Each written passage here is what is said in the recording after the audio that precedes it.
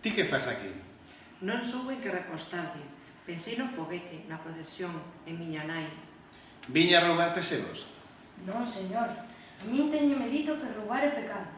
O xudío colleume por un brazo e atravesou a eira comigo cara a cociña. Eu deixábame ir. O can viña detrás, lambéndome a graxa dos zocos. Sentámonos en cada seu tallo. Todo estaba moi limpo, a cociña caleada, sin feluxe ni arañeiras, e cun vertedeiro grande que dá o salido. De maneira que non viña a roubar? É pecado. E se non fose pecado, virías? Quedei como se me desen unha labazada. O xudío encendeu un pito, refregou as mans e olloume sorrindo. Ti eres o Balbino, non si? Sí, señor. Teus pais son boa xente, pero andan moi apegados á cera. Son moi amigos do crego e dos santos. Estiveches na procesión? De ela vene. E que sentiches? Expliqueille que sentira as campás, os gaiteiros, o rosmar das mulleres que rezaban. Non, quero decir se pensabas en Deus e nos santos. Pensaba nos foguetes. Pois velaites, a xente que vai rezando tampouco atende o que fai. Uns cavilan no hórreo baldeiro, na contribución, na peste das patacas.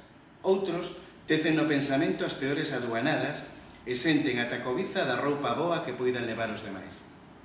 Ti és moi novo e non entendes aínda certas ruindades. Se o zoqueiro, poño por caso, non pontino o que fai, cando ten o fío da macheta ou do sabreiro preto da man, tállase. Pois rezar é como falar con Deus, que val moitísimo máis ca un par de zocos. Ese Deus é como din, xa debe ter arranxado un inferno para todos os que lle fan burla desa maneira. Eu comecei a tremer. A ti ninguén che dixo por que me chaman xudío? Non, señor. Puxéronme ese alcume porque paralo sempre destas cousas. Todos, para o seu chaleque, saben que teño razón, pero por fora altrásanme. A min tanto me ten. Sinto por eles, que parecen ovelliñas en vez de homes e mulleres.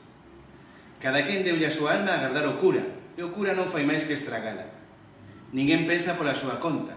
Pensar é pecado. Pedir xustiza, verdadeira xustiza, é pecado. E tamén é pecado ter ideas ou andar pola propia conta a procura da verdade. Pero ti és moi novo para entender algunhas cousas. Vas a doutrina? Vou, sí, señor. E que che ensina o crego?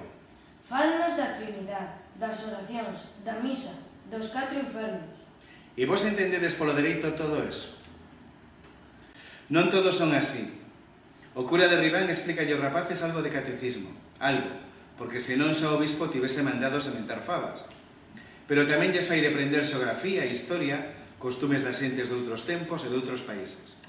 E ademais dilles como se plantan os bacelos, cal é o mellor tempo para insertar e outras cousas. Os fregueses querenlle. Vai cos mozos á taberna e se cadra bota con eles un subastado. E os mozos cantanlle a misa os días de festa. Ese sí que... Ouvimos ladrar o can. O xudío ergueuse e abriu a porta. Coñecín a voz da miña nai.